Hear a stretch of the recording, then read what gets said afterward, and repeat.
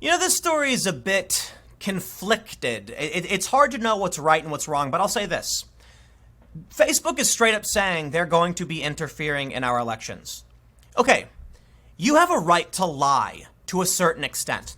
If you lie to someone to sell something to gain financially, it's fraud. If you lie, it's basically fraud when you lie to people for certain reasons. And then you've got civil cases. If you try and convince someone to buy something and you mislead them, they could maybe sue you. When you lie about someone, that's defamation, that's civil. But for the most part, lying is free speech. Not a fan of it. There's also underhanded election tactics, like convincing people not to vote or not to participate in census, which can affect a lot of issues like federal funding, gerrymandering, etc. These things, as far as I know, are actually allowed, albeit unethical and wrong. But there's a big difference between what's unethical and what's legal.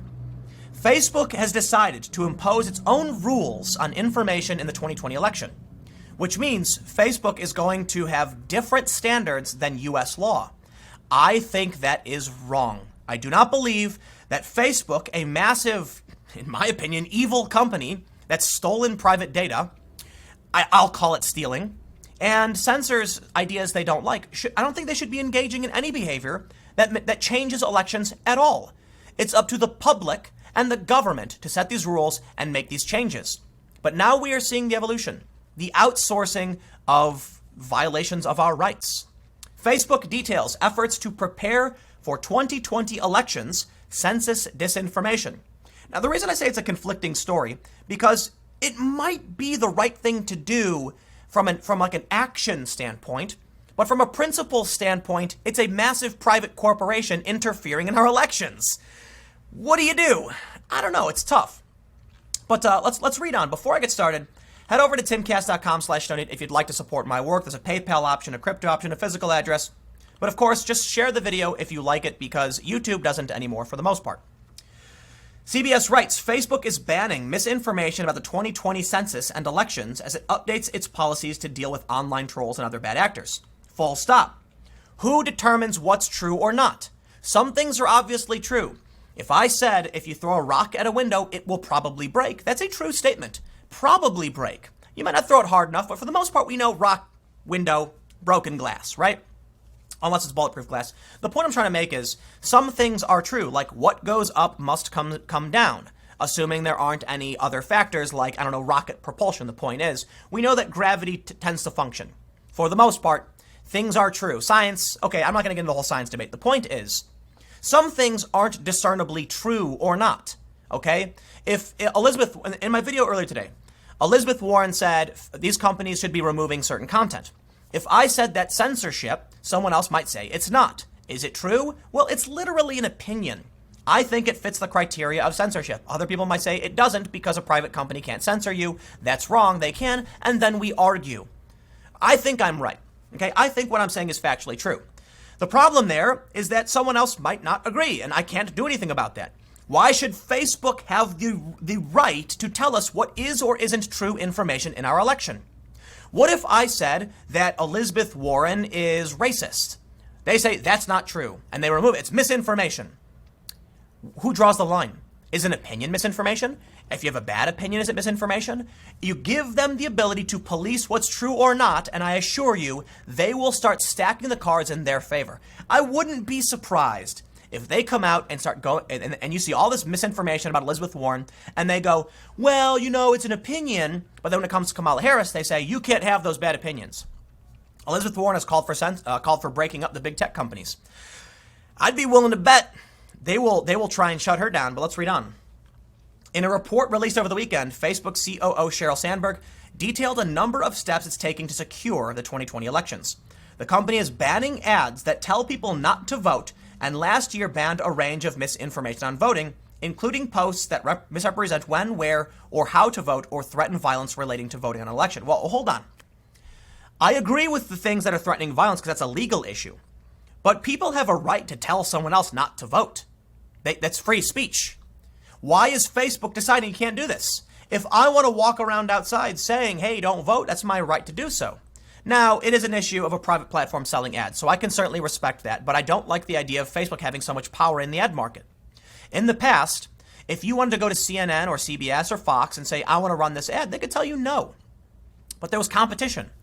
Eventually, you might find someone who said yes. Most people would probably say no to running an ad saying don't vote, but there was still a higher potential it could happen. Facebook and Google have created a duopoly in the ad market, at least in the digital space. I think it's disconcerting when they say certain things aren't allowed to be shared, but more importantly, misinformation is them deciding what is true. That's where it gets scary. The company also plans to introduce a census interference policy later this year in the lead up to the once-a-decade count of all U.S. residents. The policy will prohibit misrepresentations of census requirements, methods, or logistics, and census-related misinformation.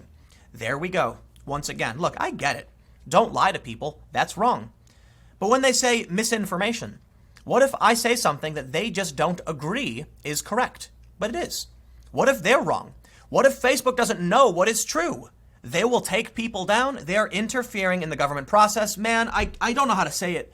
Look, Facebook is sliming its way like a disgusting little sludge monster into public policy.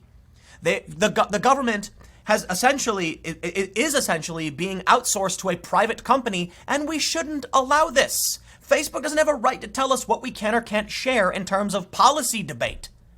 But they're doing it. The report's lead author, former ACLU executive Laura Murphy, was hired by Facebook in May of 2018 to assess its performance on vital social issues. Oh, the racist ACLU that champions racism against Asians at Harvard? Thanks. Excellent. You see where this goes. These are bigoted, racist people claiming to fight against racism, and then they're going to tell us what we can or can't talk about? That's not a future I think is going to be fun for anybody. Facebook has been widely criticized for allowing trolling and misinformation on its sites in the lead up to the 2016 election, with various actors using the platform to target vulnerable populations, discourage voting, and stir white nationalism. Federal officials have expressed concern that similar tactics would wreak havoc on the 2020 census. The census ultimately determines the allocation of hundreds of billions in federal funding, as well as the assignment of electoral districts. Certain groups of people, including Black and Hispanic residents, Native Americans on reservations, renters, and poor people, have been undercounted in prior counts. While homeowners, let's stop right there. What if Facebook said, oh, that's not true, we think that's an opinion, and removed the article for dare saying that marginalized groups were misrepresented? What if Facebook, listen, when you give Facebook this power, they will invariably use it against you. Or I should say companies invariably use it against you. You give someone the power, they will abuse it. Power tends to corrupt, and absolute power tends to corrupt absolutely. They say, while homeowners and white residents were overcounted, the Trump administration's attempt to add a last-minute citizenship question to the census, though it has been temporarily blocked by the Supreme Court, sets the stage for further confusion. They go on to say that Facebook will make a searchable database for jobs, loans, and credit card offers available for all U.S. users, the company said in its report. It's taking those actions as part of a March settlement with civil rights groups that accused the company of encouraging discrimination in targeted advertising.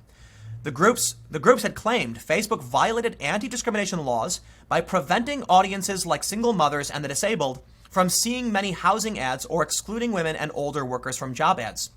The searchable housing ads database will roll out by the end of 2019, Facebook said, and Murphy said she expects the employment and financial service offerings databases to be available within the next year. Murphy said she's very excited about the move and believes they could help boost the social mobility of millions of people in the United States. But I would stop here and say, isn't the bigger question class and not race? One of the challenges I see facing the Democrats is their obsession with race instead of class. Back in a few years ago with Bernie Sanders, it was mostly about class. With Occupy Wall Street, it was class. I'll tell you what, when you tell the rich people, right, the powerful elites, that the rest of us are challenging your system, they get worried. There is a clear dividing line between the haves and the have-nots. And I believe we can have a more equitable future if we talk about class lines, like the fact that blue-collar workers could be of any race. And if we can do better by the poor and lift up people through education, things will get better. But here's what I see. Around the time of this debate, when they were talking about the 1%, things started to change. You now have some of the most powerful individuals in the world who happen to be minorities claiming they're marginalized and pointing the finger at homeless white people and claiming they're privileged. That makes no sense, and it maintains the status quo. This is the problem I have with social justice warriors as it is. Because there is social justice, there is historical racism, but we're at a point now where we have to focus on class and not race. So anyway, look, the point I have about this thing with Facebook for the most part is that, let's read the hate speech monitors part. They say Facebook continues to walk a fine line in its attempts to shed harmful content, including hate speech and fascist speech. What does that mean? To be more effective, the company will dedicate some content moderators on hate speech alone. A few dozen are involved so far, the company said in its Saturday report. All come from the more than 20,000 outsourced content moderators who screen the platform. Okay, so they go on to say there's a 9,500 member secret Facebook group of border control agents. Okay, yeah, you're right. I don't want to read into too much of that because I want to keep it focused on elections and not get into a hate speech debate because I'll go on for another 20 years. The point is, speech included, regardless of the speech, it shouldn't be decided by Mark Zuckerberg and his massive private company what we're allowed to talk about. We should be allowed to talk about what we want to talk about. That's why we have a First Amendment. Because the Founding Fathers recognized the principle was paramount. A free press, a free speech, freedom of religion, etc. But now that speech is happening on private platforms, something the Founding Fathers probably didn't foresee, our speech is being shut down. And that's not going to be good for our elections because I assure you, we will all end up living under the rule of Mark Zuckerberg. It sounds like a joke, but when he decides what you can or can't say, policy will flow towards what he wants and nothing else. Stick around. I got one more segment coming up for you in a few minutes, and I will see you shortly.